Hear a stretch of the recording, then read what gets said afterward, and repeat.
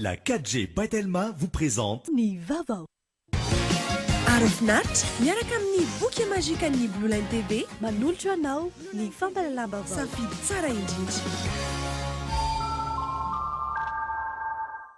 pour ton charme et ta distinction, pour la sécurité et la durabilité que tu offres. Je te choisis Tilcor. Tilcor, Manolotra anao ny fampalalam-baovao. différents colorés disponibles en magasin. Batimax, la qualité au meilleur prix.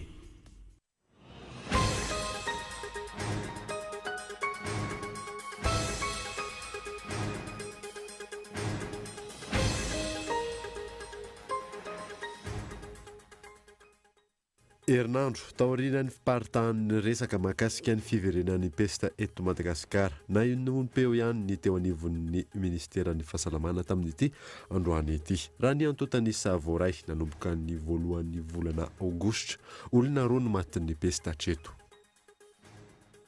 Singa iray manampy ny fisorohana ny valinaretina pesta ny fampitsarana ny dorotanety. Antony tokony hiadiana sy ampitsarana izany raha nambaran'ny sekretera jeneraly ministeran'ny tontolo iainana. Mifamafao ny resaka mahakasika ny raharaha EPP Behoririka. Raha ny fanazavana azo tamin'ny tompo-tandraikitra iray eo anivon'ny komina Antananarivo renivohitra. Efa nisy ny fanafoanana ny fanonerana manoloana ny EPP Behoririka saingy misy olona ambadika manome fanomezan-dalana vaovao. Famonoana ny vahoaka malagasy ary ahina hiteraka krizy sosialy ny fanambarana ny fampiakarana ny vidin'ny rano avo eneneny amin'ny taonina 2024 hoy ny olom-pirenena sy ny mpiaro-ny zony mpanjifa. Vahaolana maharitra ny tokony raisin'ny mpitantana fa tsy fampiakarana izany. Maresaka iraisam-pirenena mandritra ny feonan'ny filoha koreanina tatsimy sy tavaratra omaly tany Pyongyang no namarany izy ireo fa vonona tanteraka iroso amin'ny fifampiresahana maharitra isin'ny fifanantonana bebe koa eo amin'ny firenena rotota. Ny adidin'ireo avy hatrany ary.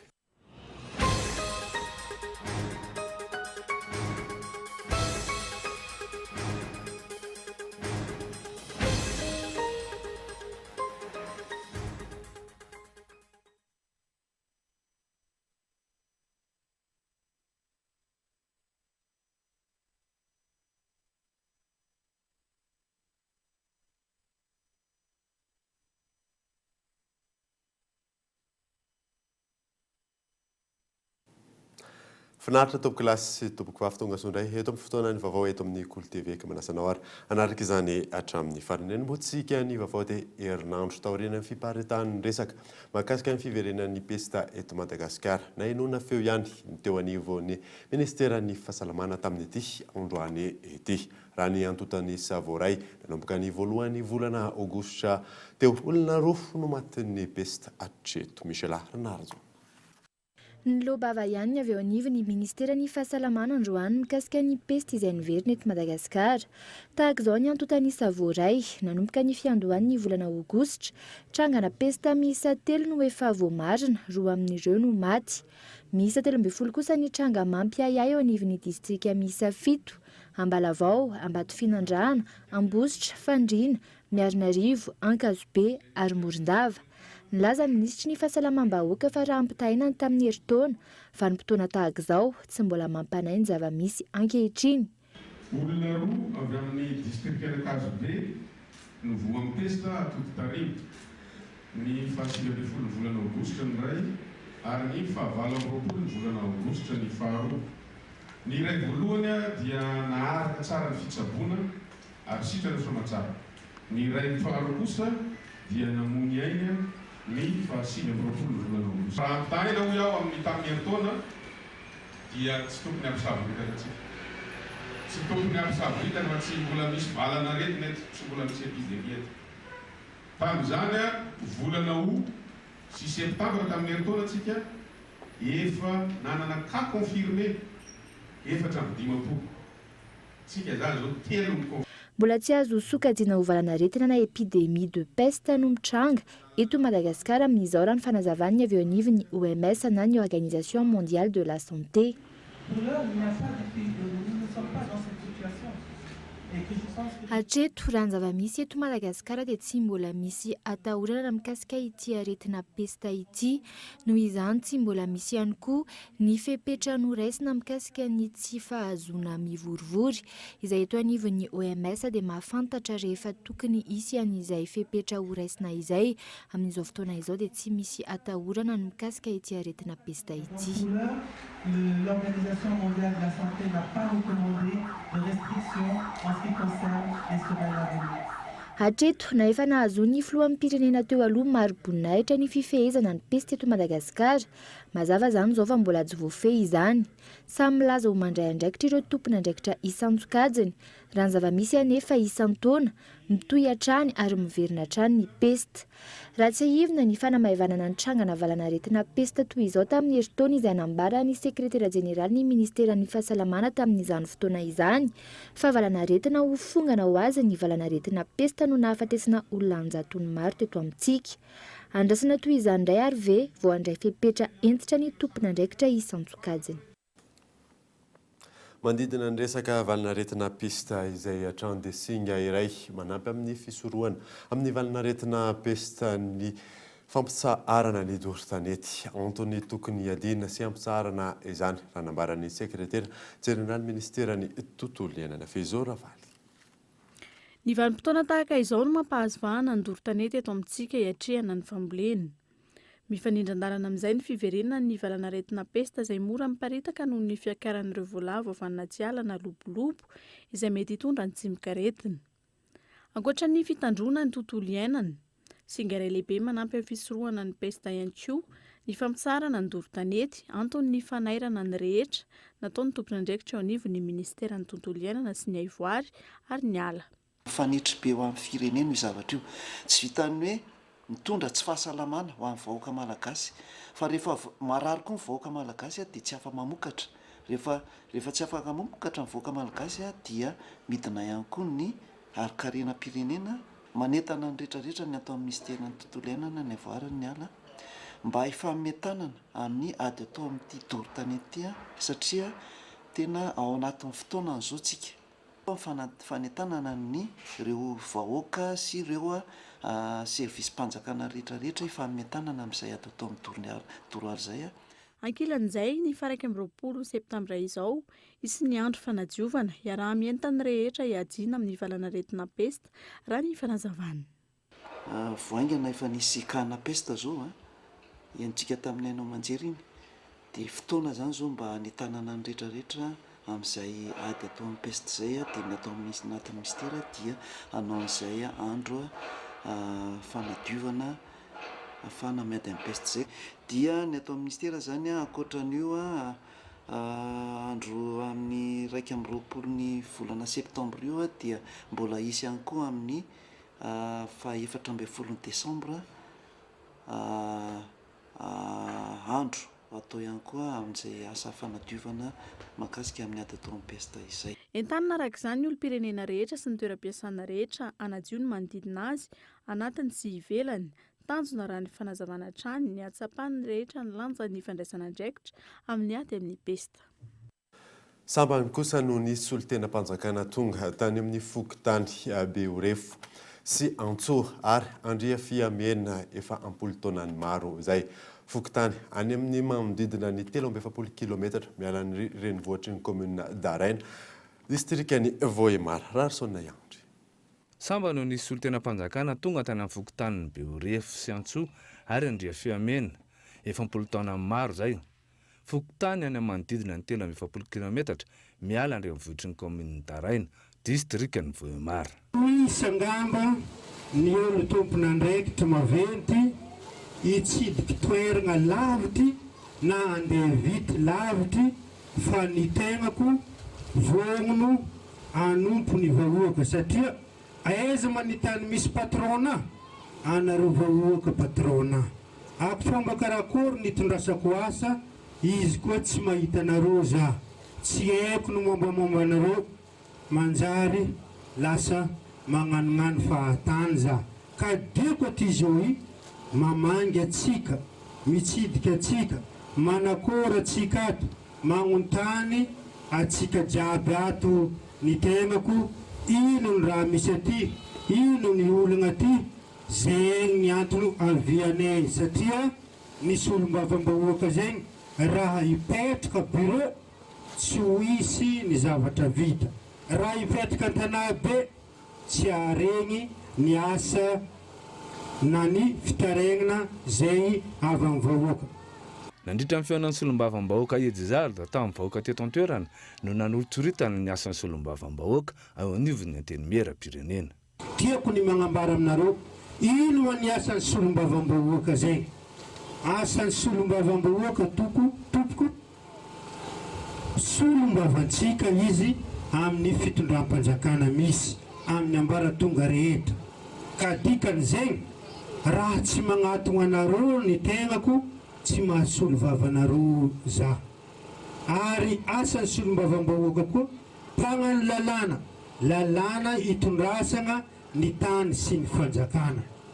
Asan'ny solombavam-bahoaka koa magnano fagnaraha-maso ny asa izay ataony ireny mpiasa-panjakana rehetrany isam-baratonga. Ka efa magnano zegny baka za zio ty zegny mahatonga za mitsidika atsika aty. Isan'ny olana lehibe ho amin'ny vahoaka any an-toerana ny tsy fisian'ny fitoeram-pitsaboana ka tsy maintsy mamonjy an'ireny vohitriny commune izy ireo rehefa misy ny marary. Eo ihany koa ny lafiny fampianarana satria dia mbola mipetraka amin'ny tany ny trano-tsekoly tsy misy dabilio ary indrindrindrindra ny faratsy an-dalana ivezivezen'ny mponina. Manoloana ny fiatrena ny fifidianana filoham-pirenena dia miantso fivoriana amin'ireo fikambanana maro sy antoko politika mitovy fireana aminy eto Antananarivo renivohitra distrika Antananarivo voalohany ny solombavam-bahoaka Mapara sy ireo mpiara-miasa amin'ny Rarisona Iandratra. Afaka andro vitsivitsy dia anomboka amin'ny fampelezan-kevitra amin'izao fiatrena fifidianana filoham-pirenena amin'ny fotoana izao. Manoloana izany indrindra dia miantso fivoriana ny ahoana firantsakina amin'ireo fikambanana maro sy antoko politika mitovy fireana aminy eto Antananarivo renivohitra distrika Antananarivo voalohany ny solombavam-bahoaka Mapara. Miantso ireo antoko politika rehetra tsy ankanavaka sy ireo fikambanana mijoro rehetra tsy ankanavaka izay misy sy mijoro eto amin'ny tany voalohany ka mitovy fomba fijery amiko mba hiara hivory voalohany amiko raha mpitso juin 1 septambra 2024 izay atao ao amin'ny Villa Pradon Antanimena 3e étage rihana fahatelo amin'ny 6 sasany maraina. Manao antsavy ihany koa ny tompon'andrakisesany tokony amin'ny fanamorana ny fahazoana karapanondrom-pirenena miara-miasa aminy.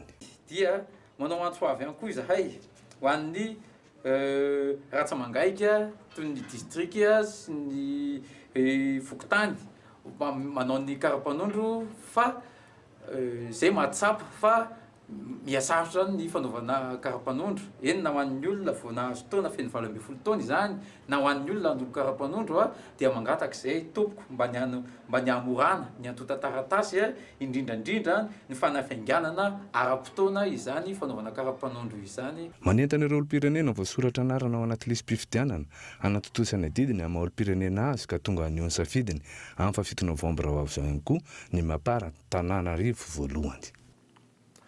Namaly ny fitarainana ireo mponina atao amin'ny distrika Antananarivo Ambobary Sambaina Antsirabe sy ny manodidina ny filoham-pamorona ny IEM Andry Rajoelina samy nahazo ny anjarany avokoa ny rehetra tamin'izany. Ivo Richard. Taoriany fitsidian'ny filoham-panorona ny IEM Andry Rajoelina taty amin'ny distrika Antananarivo ny 27 aogositra lasa teo dia namaly avy hatrany ny fitarainan'ireo mponina atao amin'ny komina Antsalava Ambohitompona, Antsapandrano, Ambodirina ary Ambomandroso ny filoham-panorona ny IEM. Isan'ny lara-pahamehana ny fanolorana kit scolaire complet ahitana plaque solaire, batterie sy convertisseur amana ny olana herinaratra ho an'ireo sekolim-panjakana. Tsy adino tao anatin'ny firosoana amin'ny fanatanterahana ny vinam-pampandrosoana ho an'i Madagasikara ihany koa ny tanora sy ny fikambanam-behivavy izay nangataka fanohanana raha ny fanazavana.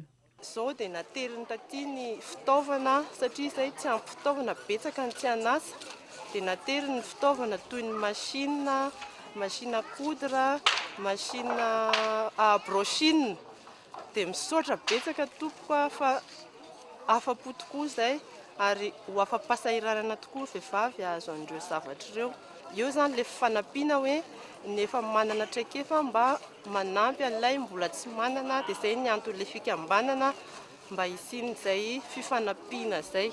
Za dia solotenan'ny commune Tsapandrano izay mandray ny panneau solaire izay entina fampitaovana ny lycée.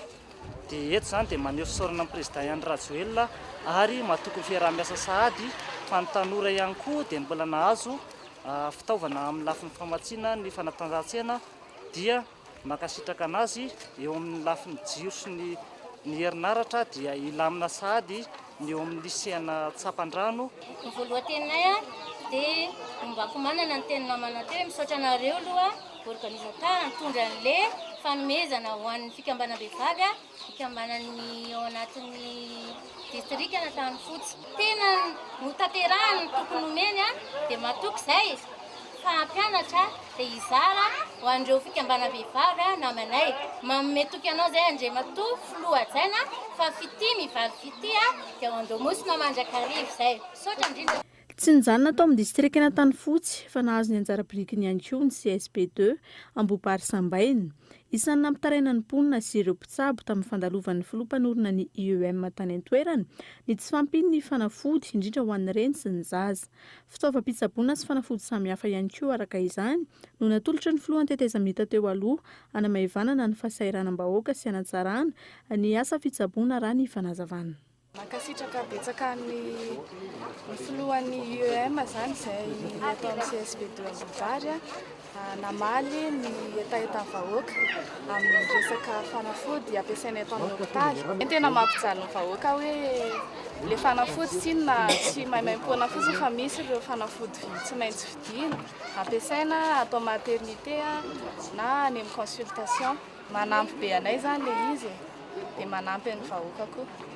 Mbola tsy nisy angamba teto Ambopary ka herinandro na tapa-bolana na nomeza toky dia tonga izao fa ny président ny IEM Andriamatoa Filoha ny Andry Rajoelina vao niteny izy dia tonga dia paozy le hira tonga ireo dia misaotra azy. Misy zokolleto amin'ity Ambopary ity, misy tena olona fara zay fara hidiny mialatsiny ny teny an'izany satria na sakafo hoanina androany tedavina androany ny hoanina rapitso vao mitady ary ny zavatra izay ilaina momba an'izany atao hoe sarany amin'ny fitsaboan-tenin'izany dia manahirana ka mino zahay fa ireto olom-panjakana izay nitatana ny CSP2 Ambopary reto dia manana an'izany saina fitsonjovan'izany koa dia misaotra anareo tompoko makasitraka makatelina farany hoy zahay hoe marina fa tonga reto ary akasitrahana era-po era-tsaina ny filoham-panorina ny IEM. Tsy hijanona treo ny famaliana ny fitarainana sy ny olana fototra marary ny sosialim-bahoaka ny fotony indrindra ny amin'ireo faritra sarodalana sy lavitra andriana raha ny fanazavana. Itony sary tsy maintsy voapetraka hipaka manerana ny Madagasikara ny IEM na ny vinam-pampandrosoana ho an'ny Madagasikara amingorana ny tsy fahombiazana navelany ny fitondrana teo aloha raha ny fanazavana hatrany.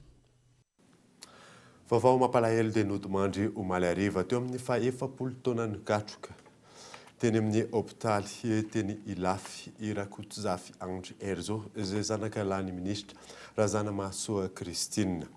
Efa nitana andraikitra ambony maro teto amin'ny tany sy ny fireneny tompoky lahy Rarsona Andry. Nodimandry noho ny aretina nahazo azy teo amin'ny faha-efapolo taonany teny amin'ny hôpitaly Mariariva Irakotsizafy Andry Erzo zanaka lahy minisitra Razanamahasoa Christine. Izy dia isan'ireo tanora malagasy ny tany andraikitra ambony teto amin'ny firenena. Isan'izany nahataleha kabinetra amin'ny Prime Ministre Tsia Christian azy farany teo, saingy noho ny fanajany loatra ny etika dia nametra-pialana tamin'izany andraikitra nankina tamin'izany izy andro Vitsimonja tao aorian'ny nanendrena azy. Ankoatr'izay dia isan'ireo tanora malagasy avara-pianarana Irakotsizafy Andry Erzo, manana ny diplôme international d'administration publique et masters en administration et finance publique ALENA izy. Ary manana an'izany ihany koa tao amin'ny Université en Strasbourg, IEP Strasbourg. Manana ny diplôme ary nahazo ny mention très bien de l'École nationale d'administration de Madagascar tamin'ny taona 2014. Troisième cycle spécialisé en sciences politiques à l'École des hautes études politiques HEP Paris tamin'ny taona 2013. manana un diplôme d'études professionnelles approfondies, Master 2, avec mention très bien en marketing communication de l'Institut supérieur de la communication, des affaires et du management, ISCAM Antananarivo, tamin'ny taona 2000. Manana un diplôme d'études supérieures, licence professionnelle en commerce international, tao amin'ny ISCAM ihany koa ny tenany, tamin'ny 2017. Mpankafy ny fifaninanana azakazaka fiarakodia ihany koa izy. Ary izao izy ndao sy mifahafatesana izao dia filoha lefitry ny club FMMS AM. Raha ampitso amin'ny fito maraina no entina miala eny an-trano ny enandao mandro seza ho eny amin'ny fiangonana FLM 67 hectara ny vatana mangatsiaka. Avy eo dia ho entina ny Ambatoa Finandrahana. Isy ny fiaretatoro Ambatoa Finandrahana ny zoma alina. Ny sabotsy maraina faha 20 septambra dia ho entina maka amin'ny fandriana ny vatana mangatsiaka. Ary ny alahady 17 septambra no natositsana ny fandevevenana azy ao fandriana. Izay eto amin'ny Cool TV FM dia maneho fiaraha-mora amin'ny fianakaviana ary mirary fononana feno ho azy ireo. Anterina trano fa izay eto amin'ny Cool TV FM dia mirary fiononana feno ho an'ny fianakaviana. Fa ny anoizantsika ny vaovao kosa indray dia taoriana ny fanatonana ireo kandida ho filoham-pirenena ny 30 aogositra hatramin'ny 17 septambra lasa teo dia namoaka ny dina ara-pitondran-tena ho an'ny ireo mpilatsaka hovidiana ahafahana manatanteraka fifidianana. Ahitana ireo rafitra sy androm-panjakana misy safito moa izany dia ny CFM, ny CENI, CNIDH, HCDDED, Bianco sy ny samifina ary ireo sapandraraha sy fiarahamonim-pirenena misa 10 fanampanazavana. Firanketam-polalina amin'ny asin'ny soatoavina malagasy, fangaraharana amin'ny famatsim-bola ny fampipelezan-kevitra, tsy fanaovana herisetra, fanajana ny lalàna, fanekena ny valim-pifidianana. Manome toky ny komity ombonana fahanara-maso ny fanajana ny fanekena ny dina. Ireto avy ny dingana ho arahana. Famoahana mpabe maso ny dina mba famponina mahalala sy mandray an'izany. 20 septambra 2024 atrikasa fampafantarana ary fizarana amin'ireo kandida na ny solotenany ny dina notapahina. Aoriana dia hanao sonia ireo kandida tsara sitrapo ireo. Herinandro voalohany amin'ny volana oktobra 2024 lanonana anaovana ny sonia ho fanamariana ny fanekena sy fanajana ny dina. Serasera atao manerana ny nosy ho fampafantarana ny dina sy ny anaran'ireo kandida nanao sonia na ny tsia. Tonga ato amin'ny pejina tokana ho an'ny dokavarotra indray isika amin'izao fotoana izao. Aorianan'izay natatsika ny raharaha EPP bioririka izay mbola mifamaofao ankehitriny. Eo ihany koa ny famoahana tamin'ny fomba ofisialy ireo mpianatra mianatra amin'ny sekoly ambony ESCAM. Rehefa avy eo ary.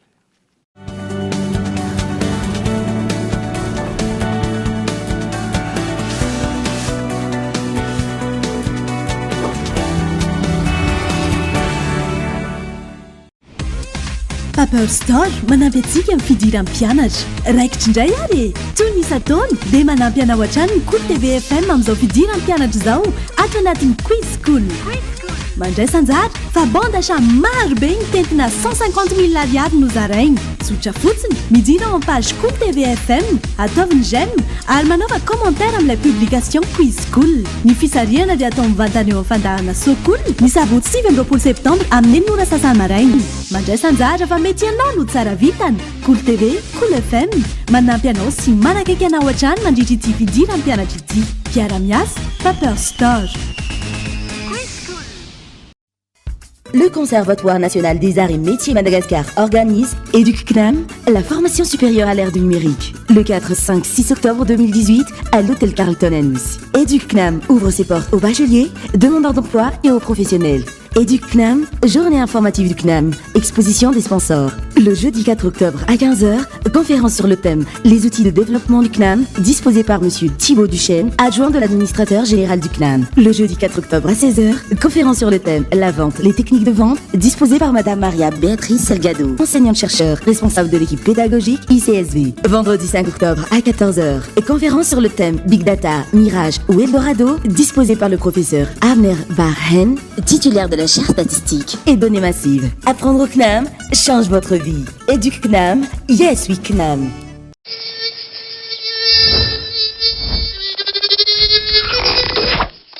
Même les moustiques les plus coriaces ne résistent pas à Catch.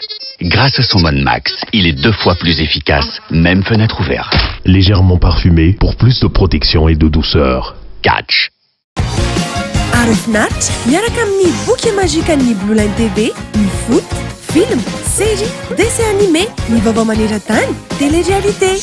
Araraoty, fa amin'izao fotoan'izao dia 0 ariary ny décodeur raha maka boky magique mandritra ny 3 volana ianao. Ary rehefa mampiditra fahanamy aloha dia mahazo bonus 7 andro be izao ahafahanao mijery ireo chaîne rehetra. Blue Line TV, safidy tsara indrindra. La pureté de l'air, la fraîcheur de l'eau, la richesse de cette terre et l'amour du travail bien fait.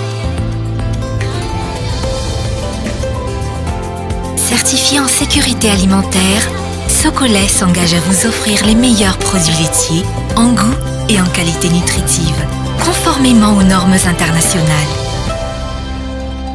Socolait, le goût du vrai.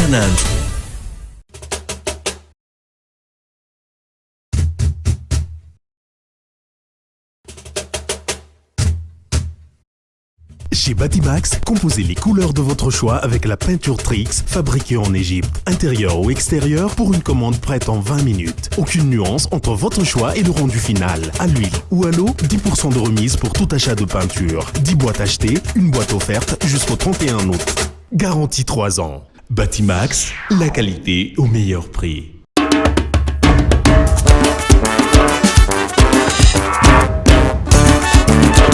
Stylo Bic Cristal, disponible partout, au bureau ou en classe. Où que vous soyez, vous aurez la garantie d'un stylo fiable, durable et résistant. Stylo Bic Cristal, longue durée.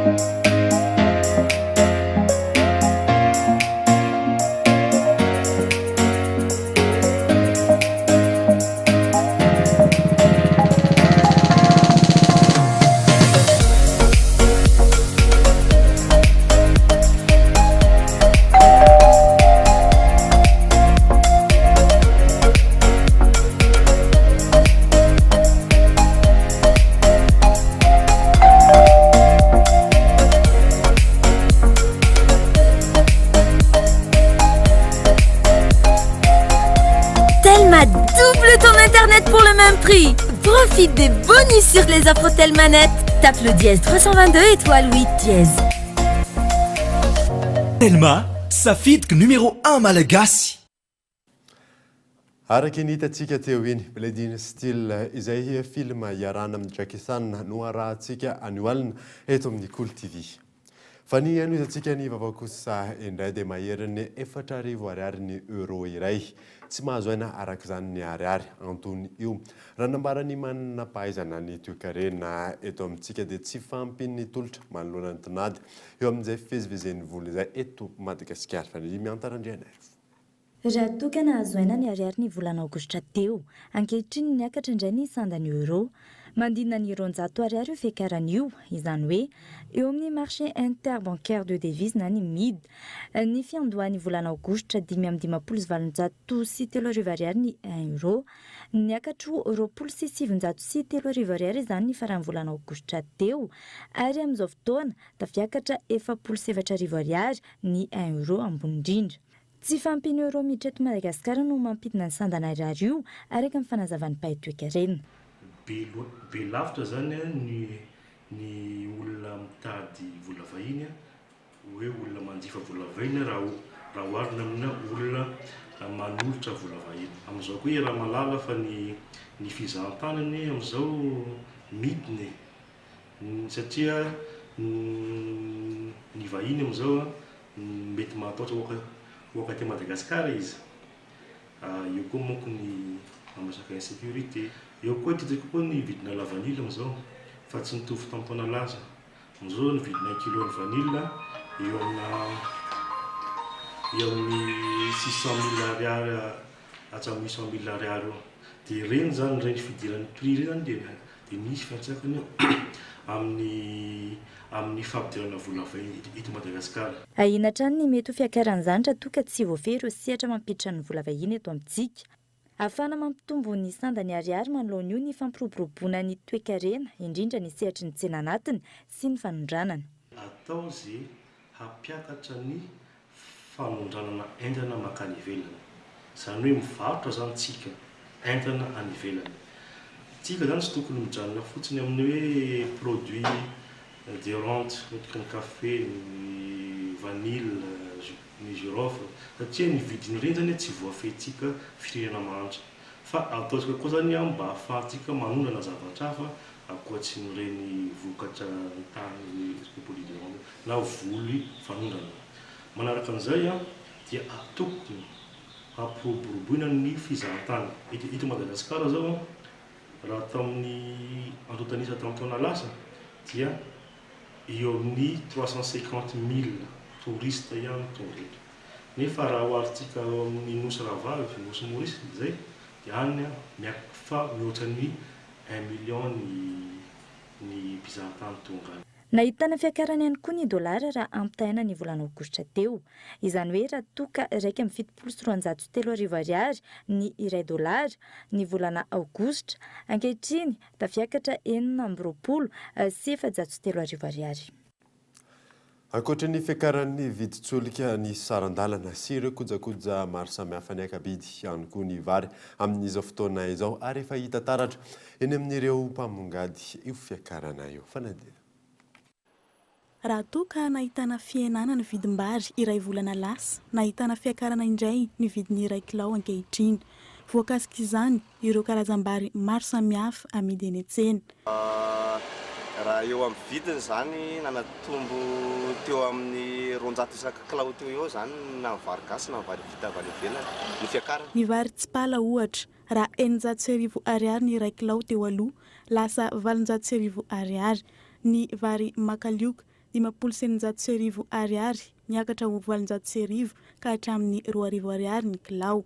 Ny vary gasy 700 ariary ny iray kilao teo aloha ary niakabidy ho 700 ariary izany amin'izao. Manodidina ny iray alina ariary kosa ny fiakaran'ny vidin'ny vary iray gony. Manoloana ny fiakaran'ny vidim-bary samy mandray ny fepetra amin'ny fanandrefy aminy ny isan-tokantrano. Raha nandrotsaka efatsaka poka teo aloha zao lasa mandrotsaka roso tapany. Roka poka. Fa ina vary tena fihinanareo? Riz de luxe. Roka poka foana ihany zay vitsy hatrany. Ina vary tena fihinanareo? Semence na indraindray moa rehefa mba midina kely le makolika dia makolika. Efatraka poka kely lasa dia mikapoka amin'izao. Zany hoe mitombo zany. Mitombo. Nefa sady lafo ny vidiny. Ina vary tena fihinanareo? Vary gasy. Karazany maro raha tsy ahivina ireo vary misy eto amintsika izay iaran'izany fiakarana izany avokoa. Itoetrano io fiakarana io raha ny fanadihadiana natao mandra-piakatry ny vary aloha. Raha ny fanazavana hatrany ny fanampiana tosika ny tantsaha mpamokatra ny vahaolana amin'ny fampiroboroboana ny famokarana. Tsy hamany olana arabary kosa hoy ireo sendra ny mpanao gazety ny fanafarana vary avy any ampita ataony fanjakana. Lafa mavao hafa kosa indray dia mifamafao resaka mahakasika ny raha EPP Behoririka. Raha ny fanazavana azo tamin'ny tompona andraikitra iray eo anivon'ny commune Antananarivo renivohitra efa misy ny fanafanana ny fanorenana manoloana ny EPP Behoririka saingy misy olona ambadika manome fahazahon-dalana vaovao. Michela Renaldo. mandeha mizotra ny fandrenina trano lehibe manoloana ny EPP Behoririka. Raha ny fanazavany ireo mpivarotra manodidina efa teo amin'ny iray volana teo ny nanomboka ny asa teto amin'ity toerana ity. Efa volana mahery zay, eny efa ray volana mahery zay misy asa teto. Dia tsy fantatra mihitsy, tsy fantatra efa ela. Efa mba nantantany azy efa tena tsy fantatra mihitsy. Ary ambadika ary zao ny lalana miditra ao, ambadika be ary. Ilay mbola tsy manao any amin'ny trano io no nisy tetsy ambony tetsy. Soratra ohatra soratra mavomavo zay izy zay raha tsy diso teo ambony teo ny misy. Dia ohatra ny tseotsony ary misy zao. Teo fantatra ninino izay. Mampiasa ihany hitanay hoe ireo mpanavoatra fa ny tompony tsy fantatray. Tsy ahitana vaovao marina mihitsy zany izy. Hatreto dia misy vaovao manaraka teny. Tsy nahitana tompon'andraikitra kosa ny teto amin'ny EPP Behoririka androany fa trano mihidy no tazana teto. Raha toa ka tsy nisy tompon'andraikitra nandray ihany koa teo anivon'ny ministeran'ny fampianarana. Tahaka izao kosa ny fanazavan'ny tompon'andraikitra iray teo anivon'ny komina Antananarivo renivohitra izay azo tamin'ny alalan'ny Antso Antariby. Misy fotoana zay nangataka hoe anao alinnement tsy nahita objection tam'izay dia affiché dia iny kanatasina sans d'objection iny no napetany nataony nanaovana izay voaretra zay natao satria ona moa ty nahy mpanaratra ny zareo sy ny olona tao amin'ny EPP dia nataony dia miditra commission indray izy io teo commission permis de construire atao aminay dia hoe nanao constructible dia nilavina le izy dia niarrêtena ny travaux niarrêté fa io izy zay zany ny avy aminahy. Nanao constructible normalement zany mbola ao anatin'ny public fa ohatrany nadaholy zareo taratasy izy io tiako hoe avetany maviège. Dia rehefa nanao arrêt de travaux izahay dia ny police ny aménagement du territoire ny intervenir teo. Normalement zany ny EPP ny infrastructure en commune fa resaka administration sy ny pédagogie ny ministère. Araka izany avy eo anivon'ny komina milaza fa ny zoma 7 septambra no efa nisy ny fidinana teny an-toerana niaraka tamin'ny ministera ny fanazariana ny tany nampitsahatra ny asa no ilay toerana voalaza fa tany tsy azo anorenana. Raha ny tany efa mitohy ara-dalàna ny fanamboarana trano lehibe eo anoloan'ny tany EPP ary mahakasika ny tany EPP Behoririka. Raha tsy ahivina efa nisy ihany koa ny tranga toy izao ary niteraka resabe ny fandafosina ny CEG Analamahitsy izay nifanilian'ny ministera ny fanabeazan'ny Pirenena sy ny komina Antananarivo renivohitra ny famarotana azy. Miverina izany ankehitriny.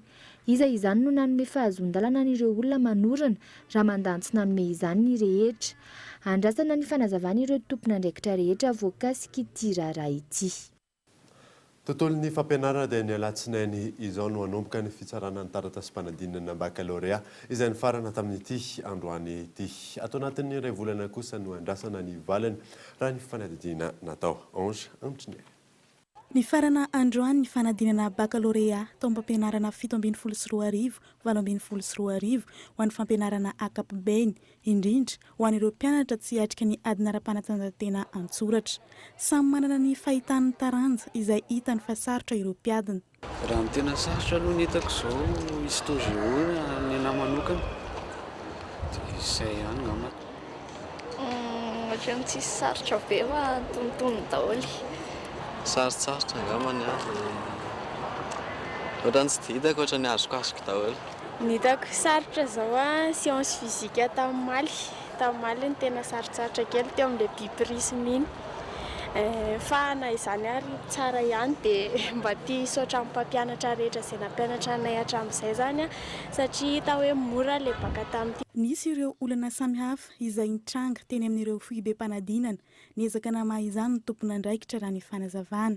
Mahakasika ny olana indray tsy dia nisy angamba ny olana hoe olana lehibe fa teo amin'ny fanadonana convocation no somary nanasarotra kely satria nisy ireo mpianatra izay nikoropaka loatra angamba ny tany hatrany tany dia nanadino ny convocation nefa na izany na tsy izany misy foana ny fanamarinana nyreny rehefa tonga aty amin'ny centre izy misy ny fiche individuel ny mpianatra misy ny liste de candidat isaky ny mpianatra manana koa izy ny certificat de scolarité any manana izy ny karapanondrony manana ihany koa zay ny office du bac antsony rehefa misy ny olana anamarinana farany hoe tokony hiatrika an'le fanadinana ve le mpianatra sa tsy tokony hiatrika le fanadinana teo amin'ny lafin'ny fahatarana niezaka ihany ny mpianatra zany aloha tamin'ity mba ho tonga ara-dalàna nefa na izany tsy zany tsy dia entitra be loatra zay tamin'ny fahatarany mpianatra satria misy tara 12 minitra zay koa mifetra azonay omena ho an'ny fahatarana dia natsaina daholo zay fotoana rehetrarehetra zay. Raha ampito zoma fa 20 ny volana septambra no hiaraka hiatrika ny adina ara-panatanjahantena antsoratra ao amin'ny LMA avokoa ireo mpiadina rehetra izay voakasika izany. Anomboka ny alatsinainy ho avy izao kosa ny fitsarana ireo taratasy-panadinana raha ny fantatra. Iray volana eo ny faharetan'ny fotoam-pitsarana melohan'ny ivoan'ny valim-panadinana. Isan'ny vaovao misongadina ihany koa dia famonoana ny vahoaka malagasy arahina hiteraka krizy sosialy ny fanambarana ny fampiakarana ny vidin-drano avo enieny amin'ny taona 2024 ho ny olom-pirenena sy ny mpiaro ny zony mpanjifa miantarandriana. Niagana zany ny vidin'ny rano loka satria sahirana amin'ny vahoaka io zao mameno amin'ny dimaresika ihany na isam-bolana tsy hitagana io ary efa mila tsy ho vitanay zany tokony entina ary vidan'ny rano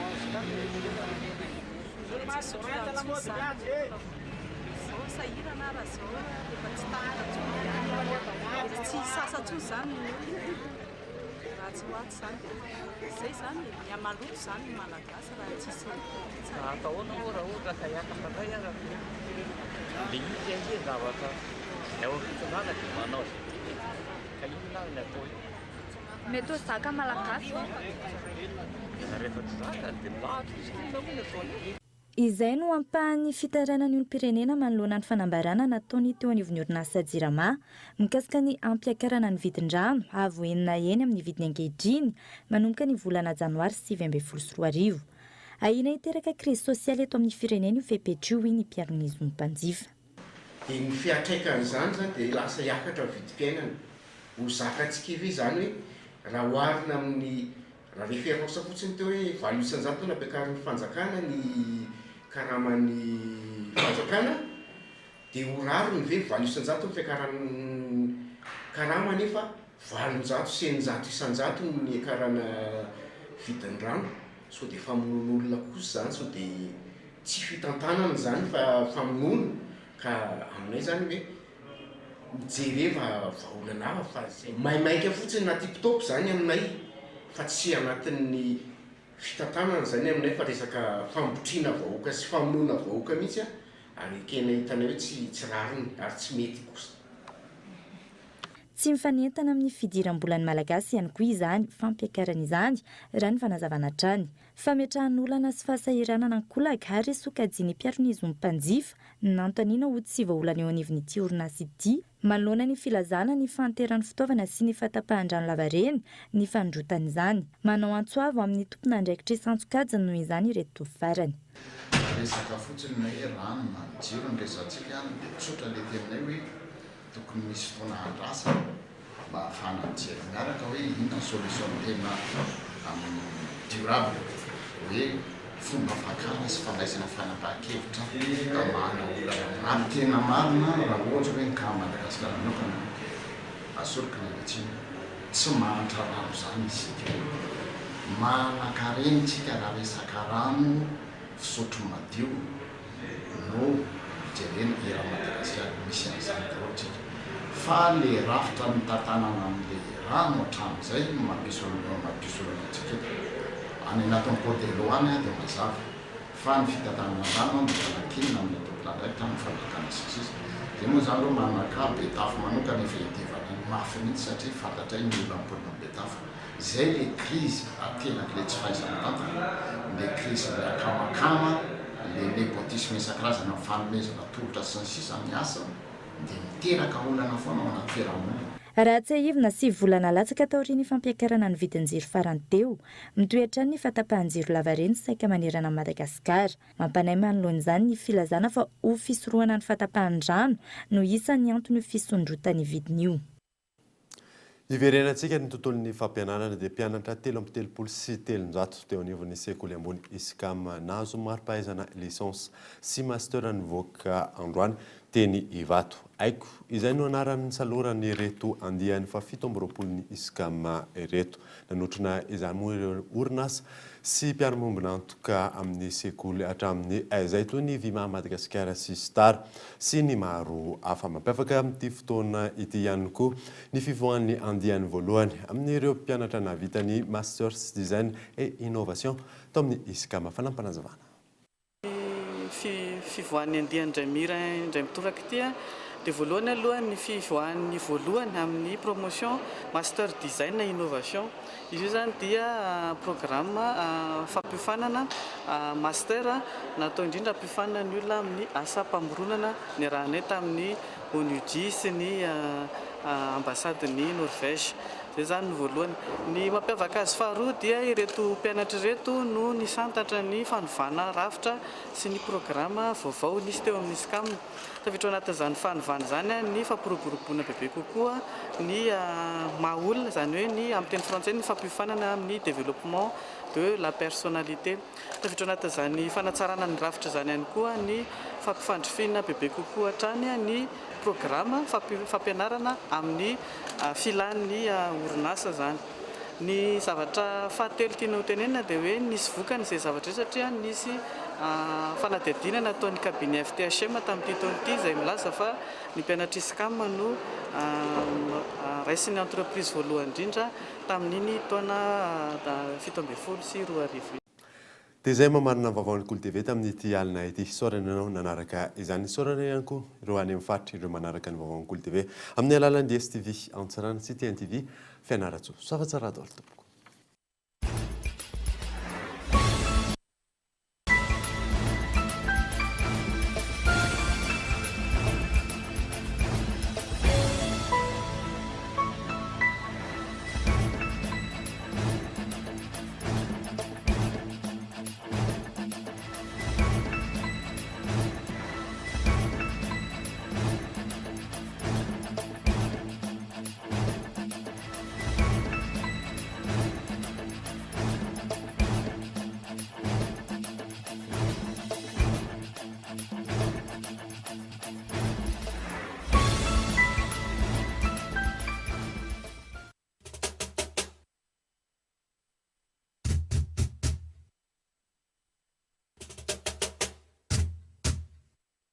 Chez Batimax, composez les couleurs de votre choix avec la peinture Trix. Narainao teo ny fampalalambavao miaraka tamin'ny Batimax, la qualité au meilleur prix. Arofinaritra miaraka amin'ny boky mazika ny Blue Line TV. Narainao teo ny fampalalambavao miaraka tamin'ny Tsara indrindra. La 4G by Telma vous a présenté Ni Vavao.